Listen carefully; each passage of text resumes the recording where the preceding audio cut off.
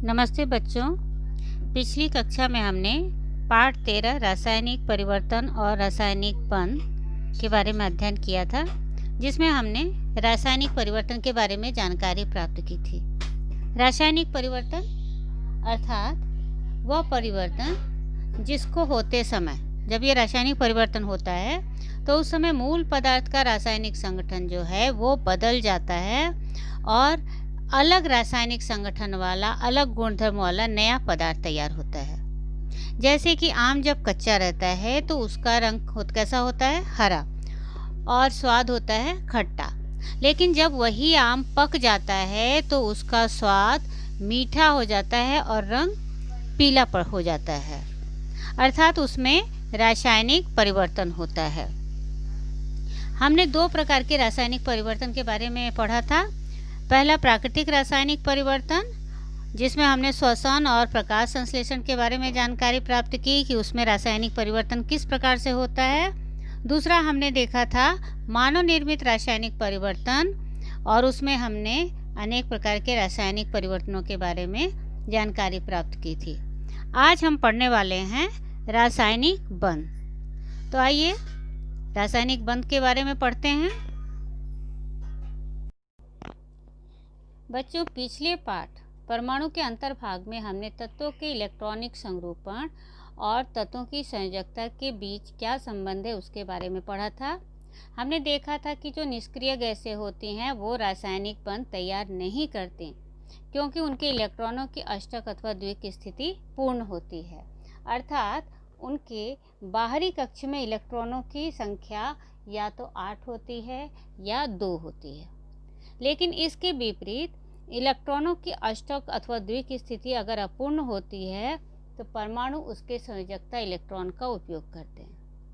अब यहाँ पर उनकी संयोजकता की संख्या जो होती है उसी के अनुसार रासायनिक बंध तैयार करके परमाणु को इलेक्ट्रॉन का अष्टक अथवा द्विक का संरूपण प्राप्त होता है। तो इलेक्ट्रॉनों की अष्टक या द्विक स्थिति पूर्ण किस प्रकार से होती है, यह जानने के लिए हमें रासायनिक बंध के बारे में जानना होगा। तो आइए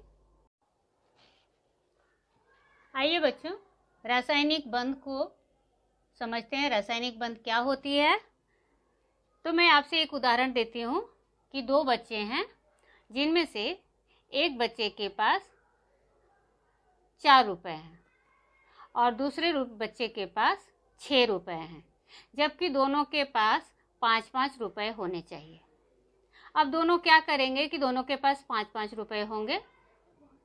पहला बच्चा जो है जिसके पास 4 रुपए हैं, वो दूसरे बच्चे को जिसके पास 5 रुपए हैं उससे कहता है कि आप मुझे अपना 1 रुपया दे दो।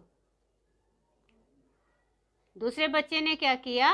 अपना 6 रुपए में से 1 रुपये उसको दे दिए। अब पहले वाले बच्चे के पास 5 रुपये हो गए, क्योंकि उसके पास 4 ही रुपये थे, तो उसमें वो 1 रुपये लेने पर वो 5 हो गए।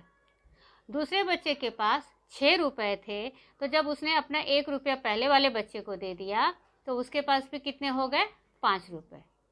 यहाँ पर दोनों ने किसका लेन देन किया? रुपए का।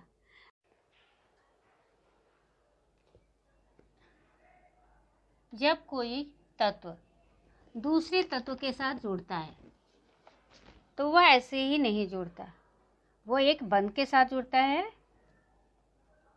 जैसे यहाँ पे देखिए, हमने क्या किया?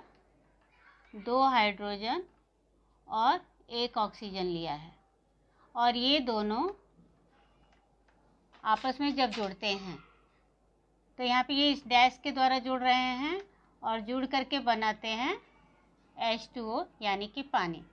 तो ये तीनों जो इस डैश के द्वारा जुड़े हैं, यहाँ पे आप देख रहे हैं ये 2 डैश है, इन दोनों के द्वारा ये तीनों तत्व जो आपस में जुड़े हैं, तो इस डैश को कहते हैं रासायनिक बंध। ये इन तीनों को जोड़ने का कार्य कर रहा है। तो ये रासायनिक बंध जो हैं ये 2 प्रकार के होते हैं। अब हम देखते हैं कि ये कौन कौन से इसके 2 प्रकार हैं।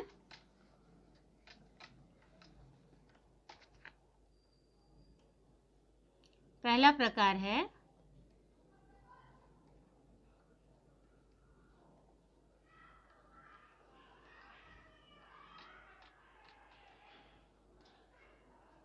आयनिक बंध।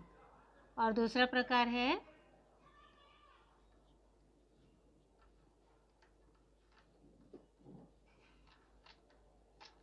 सहसंयोजकीय बंध। तो अभी हम इन दोनों प्रकारों के बारे में पढ़ने वाले हैं, पहला आयनिक बंध और दूसरा सहसंयोजकीय बंध। तो आइए मैं पहले आपको आयनिक बंध के बारे में एक्सप्लेन कर देती हूँ कि आयनिक बंध क्या है और यह कैसे बनता है।